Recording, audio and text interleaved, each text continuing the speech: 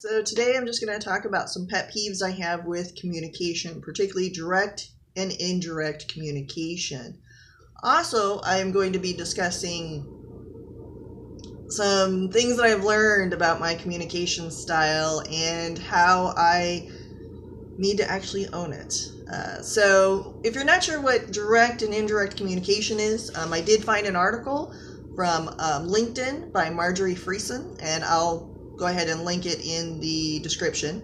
But I'm just going to kind of read just a little bit of it for what direct and indirect communicators are like. So first part is direct communication. Direct communication happens when a speaker's true intentions are communicated in his or her verbal message. It expresses the speaker/sender's needs and desires explicitly. When a direct communicator wants or needs something, he or she will come right out and say it. Direct communicators take the other speaker's words at face value. They will not analyze the message for underlying meaning. They value the effectiveness of short, direct answers and expect and respect honesty and frankness. Indirect communication.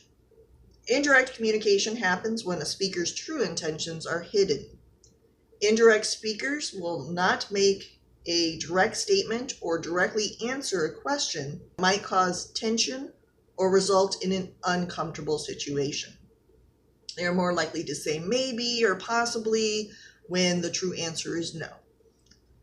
Direct communicators believe that being polite is more important than giving a true response. This belief is related to the concept of saving face to avoid hurting another person's self-esteem. So those are the definitions. So with direct and indirect communication, we all do this.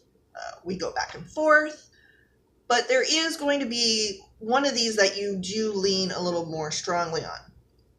Mine, I have discovered, is absolutely it's direct communication. Direct communication, I find I just work better with it because it's action orientated. Now I do try and put some kind of affiliation style in it, meaning to try and bring other people together. So it's not so necessarily, super direct and aggressive or whatever. But I do try and do that. Now, I do use indirect communication normally for, some, thoughts or feelings, concepts that I just don't have direct language for. My values, my lifestyle is normally communicated in a very indirect way. Also, another time that I use indirect communication is when I know it's another person's communication style. So I will kind of go right into that when I realize that that's how you communicate. Now, give you an example of what I'm talking about. In that case, would be like my mom. She's a very indirect communicator. So what she does every so often is she'll send me a Facebook message that just says, "Hi." Like, okay, great. Hi.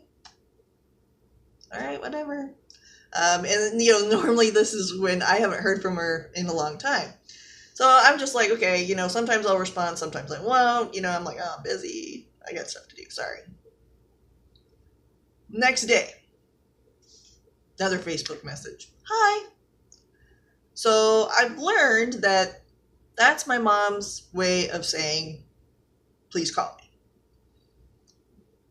Which drives me nuts. Absolutely just drives me crazy.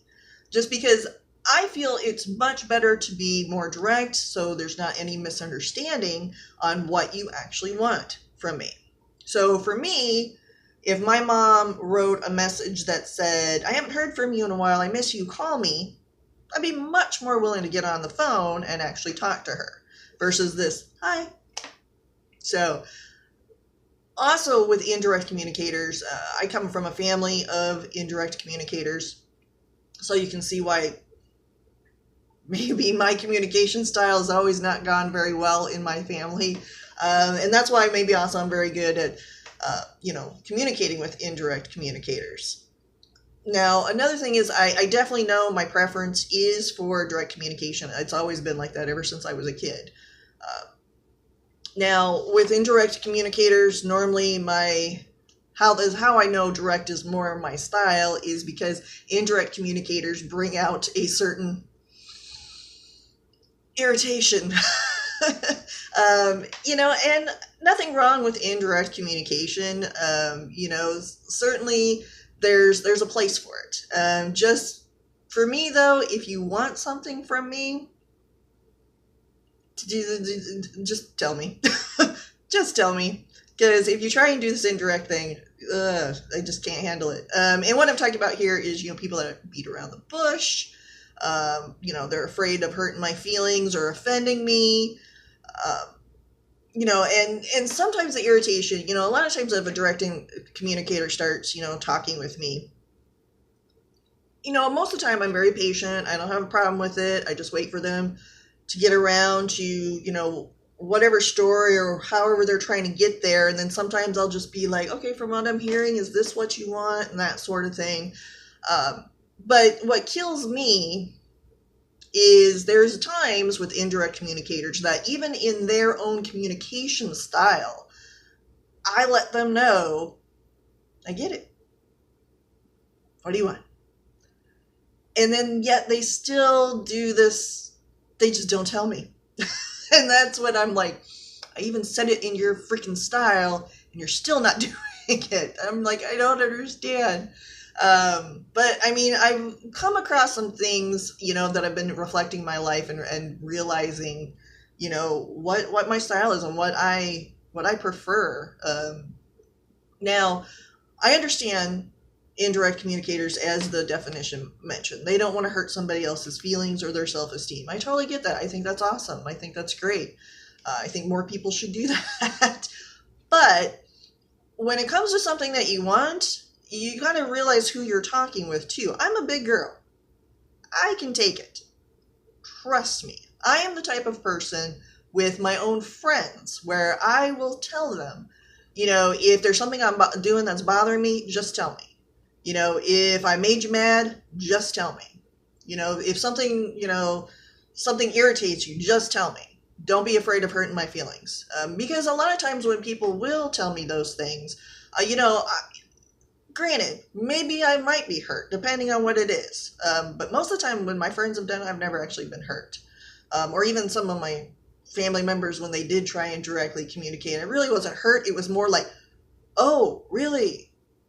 Okay, I had no idea I was doing that. Oh my gosh, I'm sorry. Let me think about this. See if this is something that I need to change, or maybe it's just like, letting them know. I'm sorry. That's just kind of me.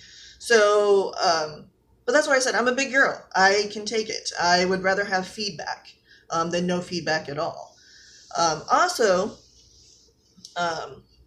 some of the things I found with communication that kind of prompted this video is I find that I've surrounded myself with a lot of indirect communicators.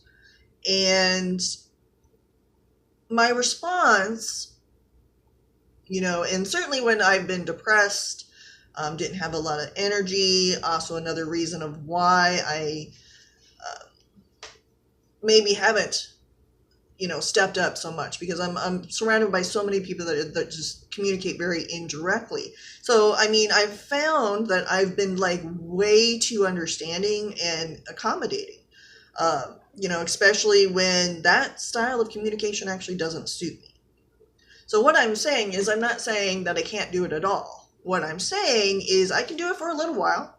I can do it in small doses, but I just can't live there. I can't be like that all the time. It just doesn't work for me. So what I've been doing with communication that I've realized recently is I'm letting go of, things that are no longer serving me. And this just happens to be one of them. So I need to, I've learned in the situations that I've noticed this sort of thing, I've learned that the first sign that there's irritation, that I need to address, the need for direct communication. I mean, I absolutely do. And, what has happened before is when I see that irritation and I know that I need to just let someone know, you need to speak up. I do feel bad. I do, especially when I realize that, I'm getting majorly annoyed by something that really maybe I shouldn't, be annoyed by. But I guess the irritation, what it is it's just really myself trying to tell myself where my limits are. So with that, I just have to be more mindful of that irritation, and to really look at it and realize, what is it really telling me? It's not that this person is doing something. What it is it's me saying, okay, I've had my limit. This is just, I can't go any farther than this. Now, not to say in communication I can't compromise. I mean, I can. I mean, like I said, I can do it in small doses. I can, certainly do it for just a little while. But at some point, like I said, to get anything from me at all, or, I mean, pretty much get anything from me at all, you just gotta be direct. That's all there is to it. You just gotta say, look, this is what I want. And be like, okay, and you may get a yes or no.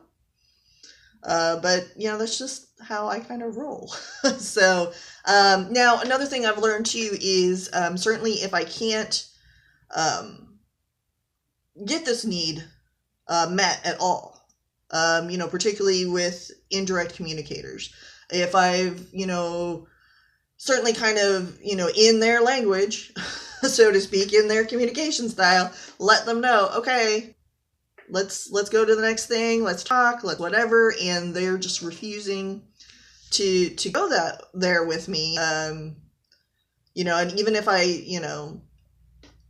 don't know, I just have to move on. I mean, I can't be around indirect communicators that way. I just can't. So, I mean, certainly if you want something from me, then great, let me know. But if you don't, I'm sorry, I'm just going to keep on going. That's just how it is. Now, I need to accept that, I need to bring balance to my direct and indirect communication.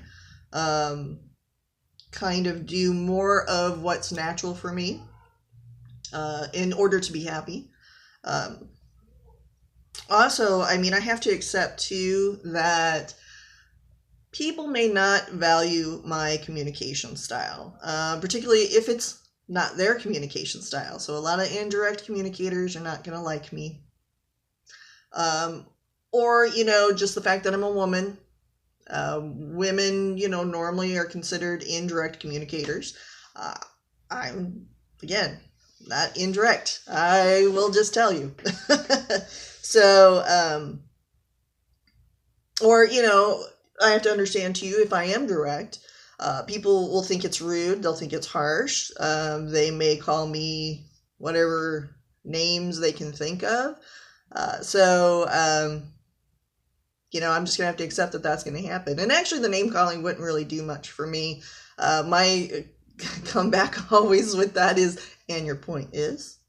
So, but I mean, that's, just something I just, have to just be ready for and just know that might be happening, because my thing, and I've always been like this as a kid, misunderstandings just drive me insane. I just can't handle it. I believe in communicating, clearly. And I've always, ever since I was a kid, always, I would rather be understood than liked. So it kind of explains like a lot of things in my mind, not only just communication styles, but a lot of things in my life. It's always been like, I would much rather be understood and, seek truth, that sort of thing, than, be liked by people. I mean, I've always been like, even at jobs, the way I am with jobs even is, if I make friends, great. If I don't, that's okay too. So, so really, I just gotta have to accept these kind of things, and not fall so into somebody else's communication style and stay there. I mean, I really just I need to step up when it's not working for me anymore. So, I mean, really, I need to, like I said, at my, like I just said, pretty much at my best, I'm, not afraid to, share directly. Absolutely not. At my worst, though, I play very small when I do indirect communication too much. And that's where it hurts.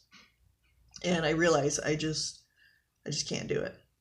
So, and then another thing too, I have to realize too is, even though I like direct communication, indirect communicators, don't. So they're going to expect the direct communicator to do all the heavy lifting. And, I have to also draw a line on that and let them know I'm not going to do all the heavy lifting. I'm just not going to do it. So again, everybody's going to have to compromise. Everybody's going to kind of need to, find ways to communicate with each other that both are comfortable with. So how that happens, I don't know. I guess it's on the individual basis. Each person is different. Now, throughout this, it sounds like I'm bashing indirect communication, and I'm not. I think actually it's not bad. It does have its place. There are times when I use it. Like I said, if I don't have direct language for something, I will do indirect communication. So, I mean, I just want to, like I said, I just want to really make sure everybody understands indirect communication isn't bad. It's just a different style. And it just happens to be a style that doesn't always get along with mine. Now, one thing I do want to go over, because I found an article recently about like indirect communication that actually blew my mind. I was just like, wow, okay, this gives me a whole new respect for indirect communicators that I just had no idea. I know I just want to share it with y'all because I think it's interesting because I was like, I had no idea that, that indirect communication can be a powerful thing. Now, this is from an article. It's at theartofmanliness.com, which I'll also put in the description. And the title of the article is "Want People to Hear Your Message, Let Them Overhear It." Now, it looks like, it's by Brett and Kate McKay. So I'm just going to get to the sections. I'm not going to read the whole thing, of course, but I'm just going to go ahead and get to the sections that I thought were very interesting. All right, so the first part of it is, it says, and this is about it. There's a philosopher that kind of they're referencing here, and I'm going to say his name wrong. I know there's a YouTuber that I watch that is into philosophy, Ren's Room, and he knows how to say the philosopher's name better than me. But I'm going to give it a shot, but it's Kierkegaard. I know I just butchered that, sorry. So that guy's name and direct versus indirect communication. So it starts off, what is the best, most effective way to communicate a message to other people, particularly a message concerning principles, beliefs, and important truths? Most crucially, how do you reach people who feel like they've already heard your message before and thus aren't inclined to listen?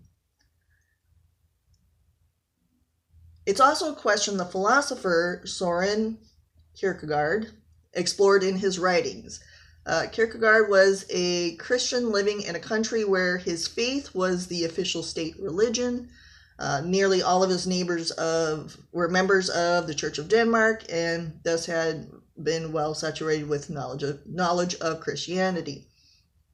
Nearly all could recite the basics of the gospel, yet few seemed to take the message to heart. They hadn't let it sink into their sinews and allowed to change the way they worshipped, lived, and especially acted towards others. Let me kind of get to more of the major points of this paragraph, this section here.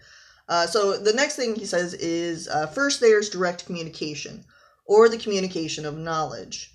This is the straightforward transfer of objective information, imparting knowledge that is cerebrally grasped and mentally and academically assented to. Think of science and its related fields. Then there is indirect communication, the communication of capability. Rather than involving objective knowledge, indirect communication is concerned with all that is related to one's religious and ethical existence, who one is, and how one should act. Most significantly, indirect communication is not about adding external knowledge that someone did not have before, but stirring up their internal self-knowledge, awakening people to truths they already know but have forgotten. Let's see.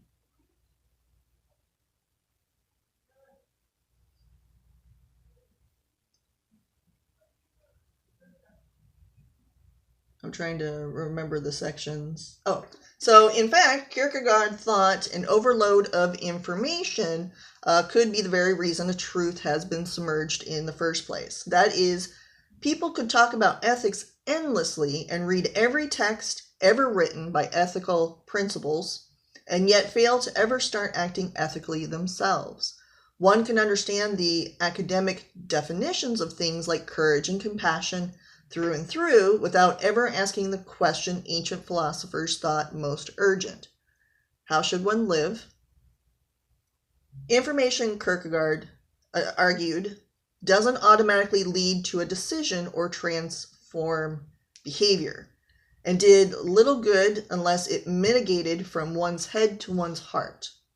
The aim with indirect communication is thus not to add more and more bits of information, but to move someone from cognitively grasping an idea to coming to a deeper existential realization of it.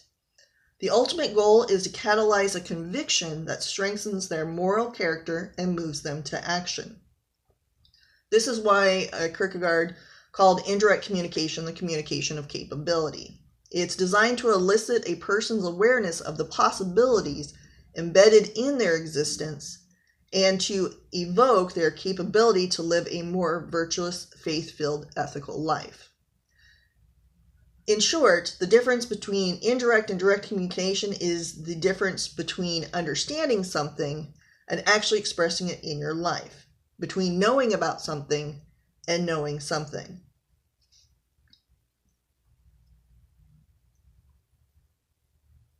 So there's another part here that I'm trying to get to.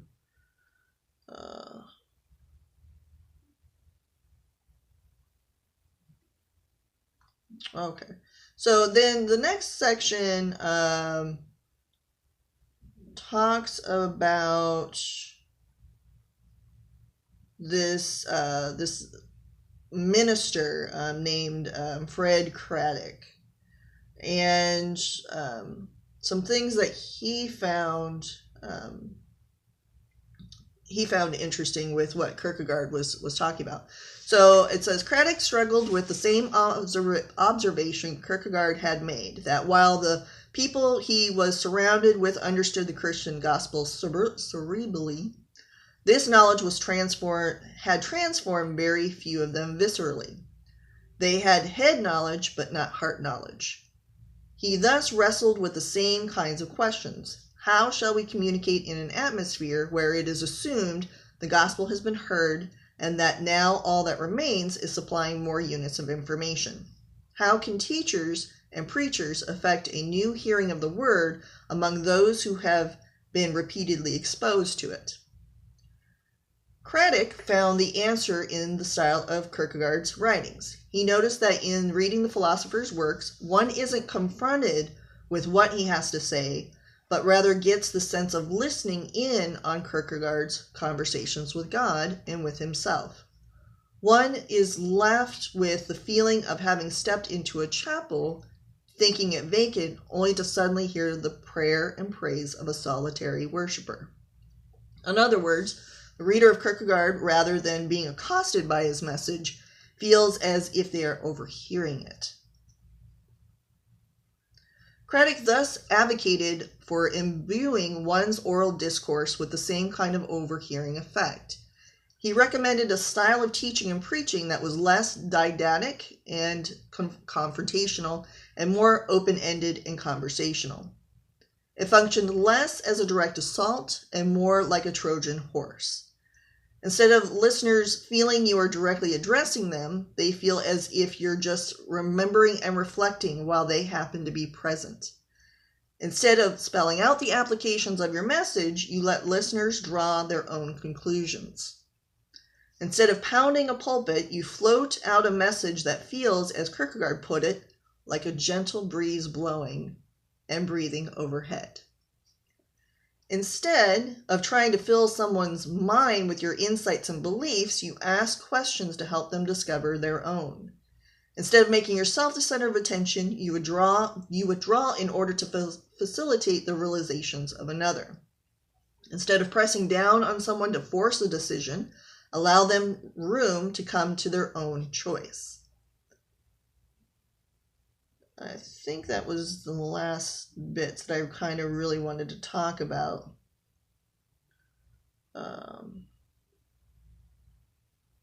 Another thing it says here too. Indirect communication doesn't demand audience participation, but evokes it by using descriptive detail, language, and examples that the listener can identify with and relate to. Indirect communication lets moments happen instead of trying to make them happen.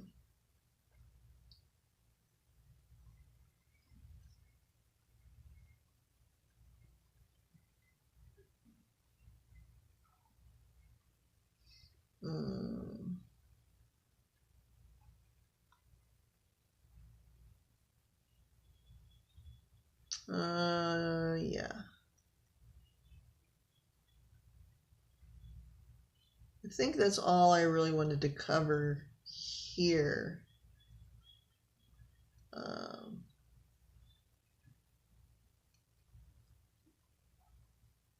Okay. Oh no, there's some more.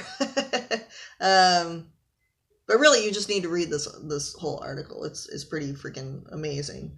But I mean, some other things it says is the indirect gives the listener the necessary distance and space and privacy to make a decision.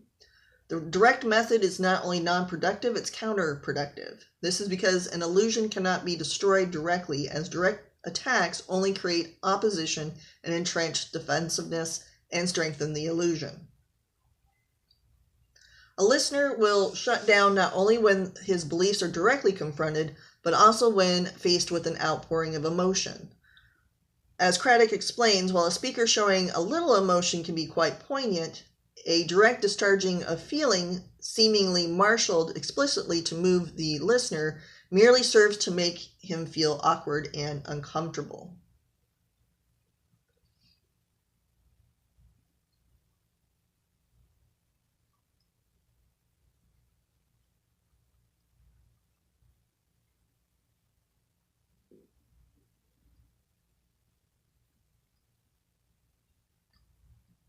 Also, he puts in they put in some other things that are kind of cool.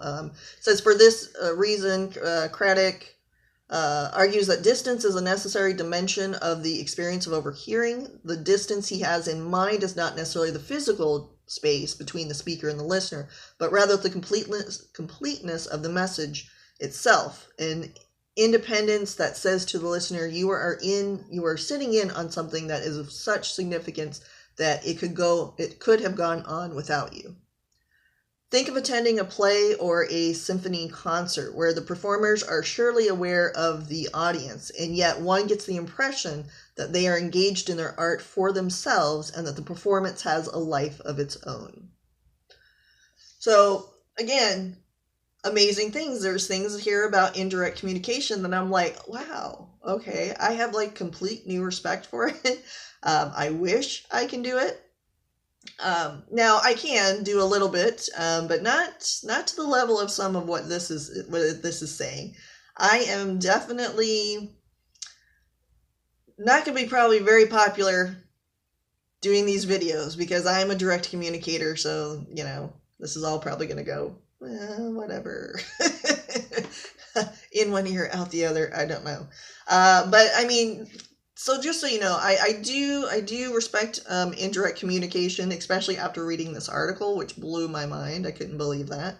Uh, that's with those kind of abstract things, that's just a better way of communicating. I would probably have to work very, very hard to try and do that because, again, I'm just not that way. I'm more my communication, if you haven't noticed, and now that I've brought it up, you probably definitely have noticed, I'm far more user manual kind of communicator than this indirect, let me inspire feelings of whatever in people. But that's okay. I'm all right with that. I inspire people in other ways, not necessarily with what I say. So, yeah. Interesting, huh? Anyway, but that was just my whole thing on my pet peeves with direct and indirect and communication and what I need to be doing with it. What I need to actually have more in my life than the other types or the other type. Even though, kudos, and I've certainly now reading this article about the indirect communication as well, kind of blew my mind too, because there are very specific people that all of a sudden I couldn't understand, maybe how they can do certain things when they would speak, and now I'm like, oh, holy crap, that's amazing. So yeah, so I'm just gonna let it go from there. That's kind of my little pet peeve rant, personal growth take on communication. So for now, I will just say take care, and I will see you next time.